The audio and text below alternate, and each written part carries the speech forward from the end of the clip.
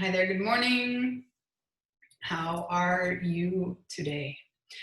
I wanted to chat a little bit about my experience being a sober mom. I am 42 years old. I quit drinking a little bit over 2 years ago. And there are certain things that you maybe expect that come along with giving up alcohol, and then others that might surprise you. So I just wanted to touch on a few points, and I'll briefly tell you my story. Basically, I had been drinking heavily since I was 17. And at certain points in my life, I was also doing recreational drugs. I pretty much stopped doing that after my late 20s. And it was all very under a socially acceptable umbrella, I'm going to say, meaning it didn't directly interfere with, like, I didn't lose a job or anything, but it certainly affected relationships, and definitely a lot more than I ever wanted to admit at the time, taking responsibility for my behavior and certainly for my point of view of things. So then I got pregnant. Well, I jumped a bunch of years, right? So it wasn't until I was pregnant, which is a very, again, socially acceptable time to take a full-on break from alcohol. And so that was my main motive. And then I also was quite committed to breastfeeding and did so for a year and a month or two with my first child, and the same with my second. So, and all that was back to back. So basically there were 4 years there that I was either pregnant or breastfeeding, and therefore hardly drinking, like maybe a glass of wine every month. And even then, I just didn't enjoy it to the same degree anymore. It tasted different. And obviously, because I had lowered my tolerance, I just needed a couple sips and I really felt the difference. So from there, as I slowly reintroduced it to my life, because now I'm not breastfeeding and now I'm not pregnant or planning or having any more children, I just really never got back to enjoying it to the same degree. And I think there's many layers to that, which I won't get into, but I'm happy to always connect with people that do want to chat more in depth. And but I think I was becoming to know that I needed to quit, because I was very aware that I needed to moderate. I was counting drinks, for example. So for my year, I gave myself a year of, I'm going to drink in moderation. What did that mean to me? Everyone means different, right? For me, it meant I'm only going to drink 2 days a week, and maximum 3 drinks or something was my quote unquote rule. But it only takes a few times where you feel like you're bending your own rules. And then at the end of the day, for me, it was like one last time that I woke up semi hungover. And for me, hungover didn't mean like the same kind of hungover when I was in my 20s, mostly because it's been decades since I smoked. But it's not the same like debilitating hangover, but debilitating from the standpoint of being a mother, meaning like, the worst thing in the world is like, your kids are on top of you, you need to be patient, and like, you don't even want to see other human beings, let alone like show up as a good mother. So I just was so sick of myself. I was so sick of being such a hypocrite, because I was always judging other people, drinking and driving, drinking around their kids. I don't know. I had like decades of mini traumas, if you will, of my own, growing up in a house where drinking was definitely a part of the norm. And then, you just tend to surround yourself with people that have the same mindset. So, I've been around alcohol for decades, and people, and to this day, I'm still sometimes socializing with people that in my mind have like a much more severe problem with alcohol than I ever did. But for me, my alcoholism was something I just decided that didn't make sense for me anymore. So I had to get to the point. My rock bottom was like getting so sick of my own bullshit and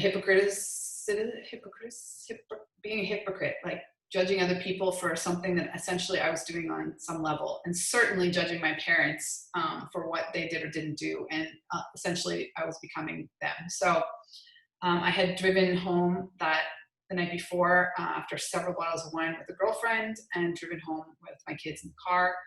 And I certainly remember driving home, not like many other experiences decades before where I had no idea how I got places. And that's another whole chapter. Maybe I'll write a book on this someday, not sure yet. So I say all of this to say that I just was ready to quit. And so I had been reading some, they call it, what do they call it? The like sober literature, if you will. There are many, many stories that are really motivating because you see someone else's experience, you hear that, like, you know, they are you in some way, and you can identify with them and really get yourself out of that cycle. So what changed? Well, first of all, I have like new levels of energy and clarity. And with that, I've made many life choices, lifestyle changes that to me like are just said, like I, work out every day. I have gradually over several years dramatically improved my diet. I mean, it was always decent, but now it's like really important to me, and just prioritize my health. And it came from this place of wanting to be a good model for my kids. I didn't want my kids to grow up thinking that every single party has to have alcohol or it's not fun, which is how I grew up. And I didn't want my kids seeing me drunk. And I didn't want to have this interaction where my kids had a heartfelt conversation with me the night before and I didn't remember.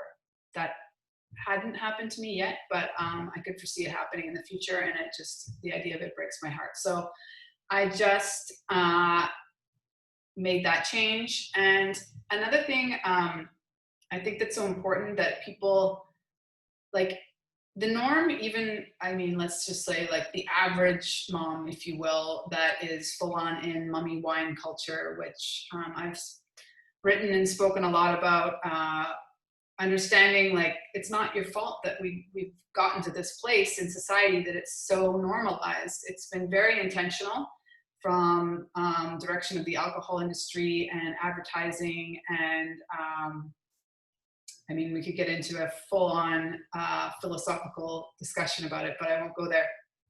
I do want to point out that when you are drinking 3, 4, 5 nights a week, like, you don't consider how much time you spend drinking. And where I really noticed it is here in Mexico, the main, on the weekend you go to a comida, like a lunch, but lunch always turns into dinner, turns into like the whole night. So it's late. It starts at 2 o'clock in the afternoon. And we used to go to these things and we'd be there till 2 o'clock in the morning or 4 o'clock in the morning, or certainly 10 p.m. And now, like, I could just get so bored. I can't sit at a table and talk to the same people for 12 hours. And it's because, like, I'm fully aware of what's going on. And it's just, you spend so much time drinking. And time, I used it as well, like to escape your clock, your own clock of like what you should be doing, or what you didn't do, or just trying to like escape the stress of your daily life, and or just to like try and get yourself into a happier state. But I've learned that there are so many other ways to get you into that happier state, and like there's so much more authentic. And I've just found this whole other level of inner peace and motivation, you know, like, so one thing I've done since being sober is I started running, which I would have never done before. Started running, and my first goal was a half marathon. The first year I ran 3 half marathons, and almost within a year of starting running, I ran my first marathon in Miami. And pre-COVID, I was pretty determined to run a marathon a year. However, it's not going to be happening. Well, I suppose I ran the first marathon this year. 2020 is still happening. But I think it's definitely, it's just giving me a whole different perspective on what's possible for me physically. I think as an athlete, I would never consider myself an athlete before. And now I don't mind. I mean, I think it's accurate enough to refer to myself as an athlete once in a while. And certainly, like, my physical strength is one of my daily goals and motivators. So it's like this healthy self-fulfilling prophecy instead of the opposite, which for me is like mommy wine culture and drinking. And so I'm making this little video today because it's slowly coming to my attention that I think this is something I need to focus on more in my business. I am a health and wellness coach, and I help women find new levels of energy naturally so that they can show up for themselves and for their family in new, deeper, more authentic, and more joyful ways. So if you're interested in chatting more about the Sober Curious movement or anything else I've mentioned today, I'm always open to connecting with new people. So thanks so much for listening.